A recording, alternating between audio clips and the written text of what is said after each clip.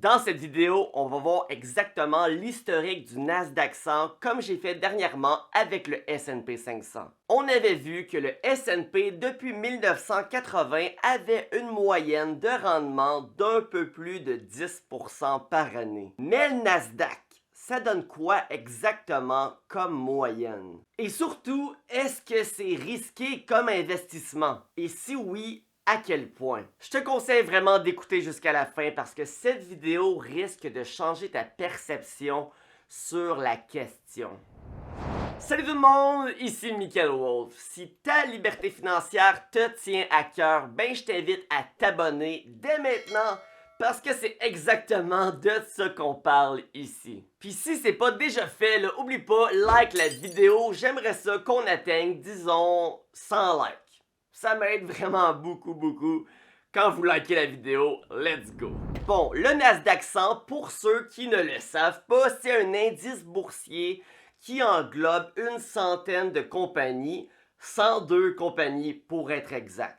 Donc, quand tu investis dans un fonds négocié en bourse, un FNB, qui suit le cours du Nasdaq 100, c'est comme si tu investissais dans les 102 compagnies, mais en une seule action. Ça te permet de ne pas te casser la tête et ça te permet de diversifier tes investissements. Le Nasdaq 100, c'est en fait 102 compagnies technologiques américaines. Tesla, Apple, Microsoft, tu vois le genre. Et si on regarde les 5 dernières années, ça a fait 126%, tandis que le S&P 500 a fait seulement, je dis seulement, c'est quand même beaucoup, là, mais 70%. Donc depuis 5 ans, le meilleur investissement, si on pourrait revenir dans le passé avec la fameuse DeLorean, ce serait évidemment d'investir dans le Nasdaq 100. Mais 5 ans, je le sais,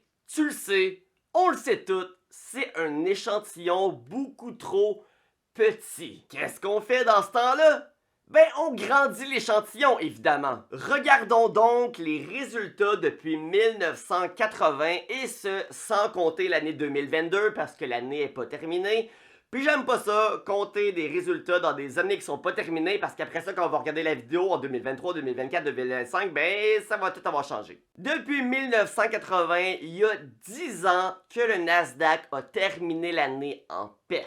Mais tout de même, lors de ces 42 ans, il s'en est sorti avec une moyenne de 14,60%, ce qui est quand même pas mal mieux que le 10,4% environ du S&P 500. Mais 1980, là, je trouve ça un peu trop gros comme échantillon, là.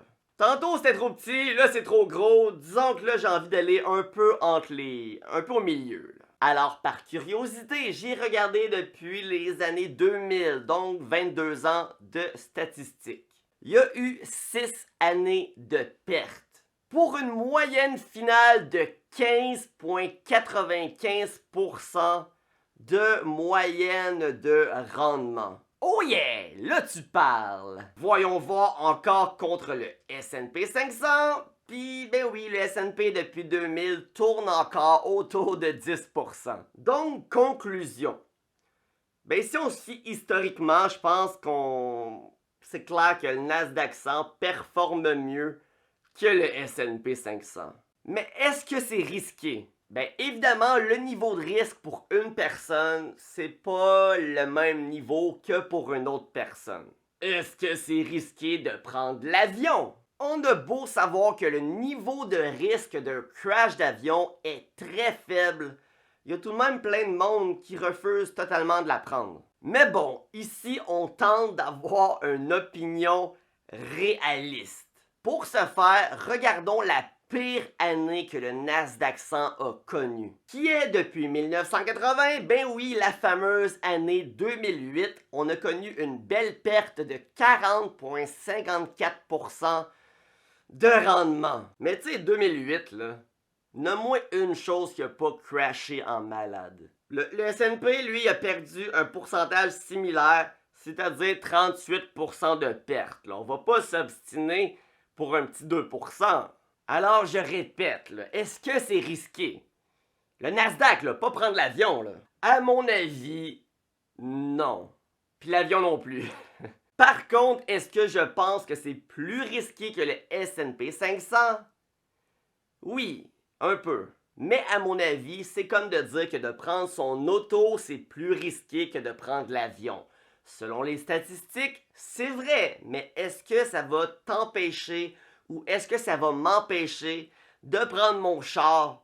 Non. Je pense quand même que la majorité du monde, là, monsieur, madame, tout le monde, devrait plutôt investir dans le S&P 500 que le Nasdaq.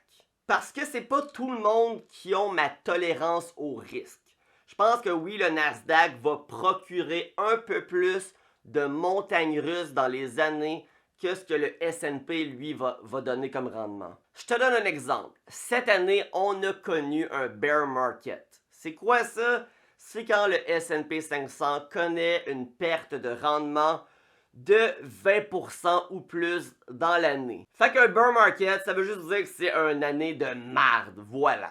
Mais pour sa part, pendant que le S&P avait connu une perte de 20%, le Nasdaq, lui, avait quand même connu une perte de 30%. Donc oui, si t'es stressé quand ton portfolio perd 20%, tu vas te sentir encore plus mal quand il va perdre 30%. Mais pour ma part, que mon portfolio perde 20%, 30%, 40%, 50%, ok, 50%, je vais peut-être lâcher un petit sac de temps en temps, là, mais tout de même, je me sens très bien avec ça. Parce que je le sais que ça fait partie de la stratégie sur le long terme. Fait qu'en gros, si t'es comme moi pis t'es à l'aise, vraiment à l'aise avec les mauvaises années, c'est-à-dire d'avoir des pertes encore plus élevées que ce que le S&P 500 va te donner, ben peut-être que le Nasdaq 100 est mieux pour toi. Comme moi, j'ai 80% de mon portfolio dans le Nasdaq, juste pour te dire. Bon, parlons des désavantages.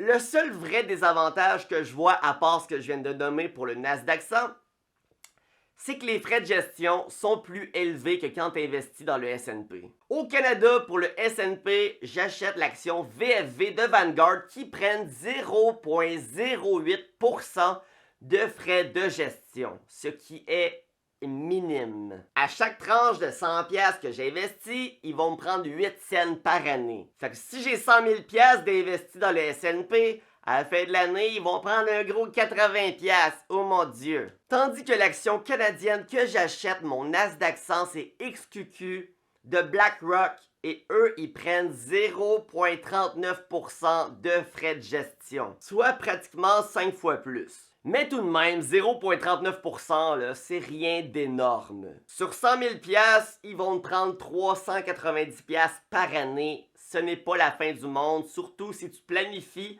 que les rendements vont vraiment être tellement plus supérieurs que ça va venir couvrir ce 390 piastres là, donc 310 piastres de plus que le 80 piastres du S&P 500, on se comprend-tu? Yeah!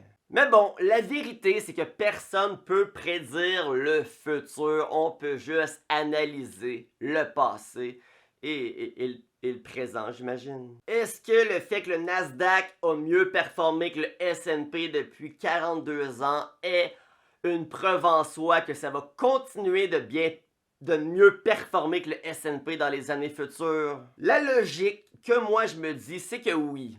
Parce que le Nasdaq, c'est des compagnies technologiques, puis qu'on est rendu pas mal dans un air que tout est technologique. Surtout qu'on sait que la technologie avance tellement vite à chaque année.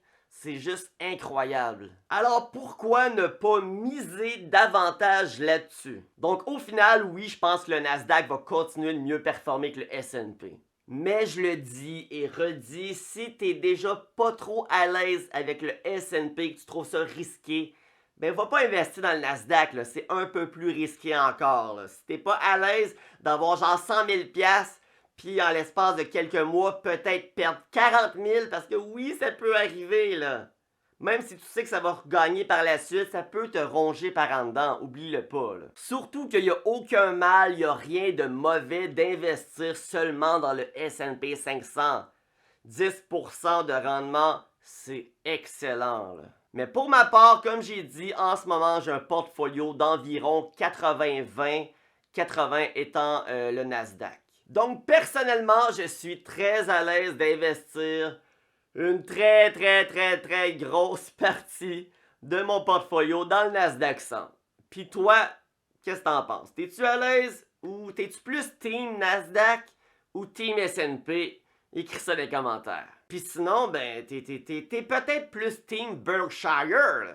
Tu connais pas ça? Ben oui, Berkshire Hathaway.